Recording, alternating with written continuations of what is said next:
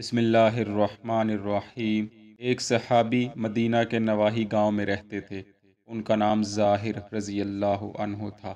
یہ پیشے کے لحاظ سے سبزی فروش تھے۔ ان کا کام تھا کہ ہر روز اپنے ساتھ سبزی لاتے اور مدینہ کے بازار میں بیچا کرتے۔ ایک مرتبہ کہ یہ بازار میں سبزی بیچ رہے تھے، ان کے مقدر کا ستارہ چمکا اور امام الانبیاء سردار دو عالم حضرت محمد صلی اللہ علیہ وسلم بازار تشریف لائے۔ آپ نے دیکھا کہ ظاہر اپنے دہان سبزی بیچنے میں مصروف ہیں۔ آپ صلی اللہ علیہ وسلم نے ظاہر سے مزاح کا ارادہ فرمایا اور چپکے سے اس کے پیچھے جا کر آنکھوں پر ہاتھ رکھ دیے۔ حضرت ظاہر کو معلوم بھی نہ ہو سکا یہ کون ہے۔ کہنے لگے، کون ہے؟ ہٹاؤ اپنے ہاتھ میری آنکھوں سے۔ آپ صلی اللہ علیہ وسلم نے ہاتھ ہٹا دیے تو ظاہر نے پیچھے مڑ کر جو دیکھا تو اپنی قسمت پر ناز کرنے لگے اور موقع پاتے ہی اپنی کمر حضور پر نور صلی اللہ علیہ وسلم کے مبارک سینے سے ملنے لگے اور ساتھ ہی کہتے جاتے، کیا خوب موقع ملا ہے مجھے اپنی کمر آپ صلی اللہ علیہ وسلم کے سینہ مبارک سے لگانے کا۔ منقول ہے کہ حضرت ظاہر رضی اللہ عنہ بظاہر اتنے خوبصورت نہ تھے۔ پیارے آقا صلی اللہ علیہ وسلم نے مزاحاً فرمایا، کون ہے جو اس غلام کا خریدار ہے؟ اس پر حضرت ظاہر نے عرض کیا، آقا میں تو ایک ناکارہ شخص ہوں، مجھے کون خریدے گا؟ آپ صلی اللہ علیہ وسلم نے فرمایا، اے ظاہر، اللہ کے نزدیک تم ہرگز ناکارہ نہیں ہو۔ دوستو، اس حدیث پاک کو بیان کرنے کا مقصد یہ ہے کہ آج کل کچھ خاص طبقہ کے لوگ ان نفوس قدسیہ پر لعن طعن کرتے دکھائی دیتے ہیں جن کا پیارے آقا صلی اللہ علیہ وسلم کے ساتھ گہرا تعلق رہا ہے، جیسا کہ بعض امہات المومنین اور صحابہ کرام رضوان اللہ علیہم اجمعین وغیرہ۔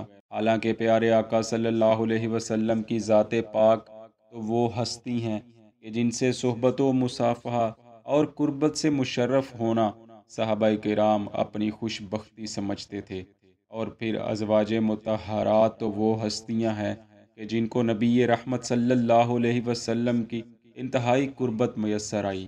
حضور صلی اللہ علیہ وسلم کے جسم اطہر کے ساتھ مس ہو کر برکتیں حاصل کرنا تو ایک طرف، آپ صلی اللہ علیہ وسلم کے لعاب دہن شریف کی برکتوں کا شمار کرنا محال ہے۔ اسی ضمن میں امام بخاری علیہ رحمہ نے تاریخ میں جمیل رضی اللہ عنہا کے حوالے سے ایک حدیث نقل کی ہے۔ آپ کہتی ہیں، میں اپنے بیٹے کو لے کر سرزمین حبشہ سے چلی، یہاں تک کہ جب مدینہ منورہ سے ایک دن کی مسافت پر رہ گئی تو میں نے ہانڈی پکائی۔ آگ کے لیے لکڑی کم پڑ گئی تو میں مزید لکڑی کی تلاش میں نکلی۔ واپس آئی تو دیکھا کہ بیٹے نے ہانڈی کو اپنے ہاتھ پر گرایا ہوا تھا۔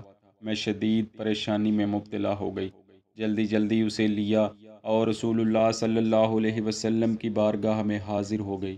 آپ صلی اللہ علیہ وسلم نے اپنا لعاب دہن شریف اس کے جلے ہاتھ پر لگایا اور کچھ کلمات پڑھے۔ آپ کہتی ہیں، میرے وہاں سے اٹھنے سے پہلے ہی اس کا ہاتھ ٹھیک ہو گیا۔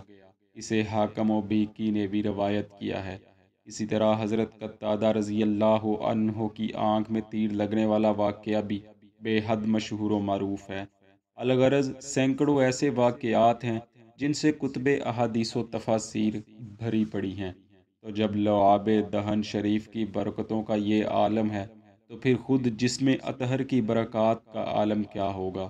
اور پھر جن ازواج مطہرات کے ساتھ آپ صلی اللہ علیہ وسلم نے تنہائی گزاری، وہ کیوں کر آپ کی برکات سے محروم رہی ہوں گی؟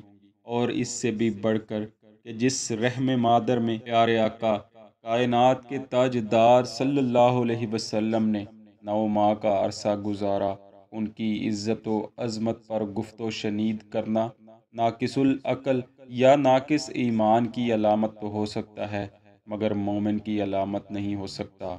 دعا ہے اللہ پاک ہمیں دین کی صحیح سمجھ بوجھ عطا فرمائے اور ہمیشہ شریروں کے شر سے اپنی حفاظت میں رکھے، آمین۔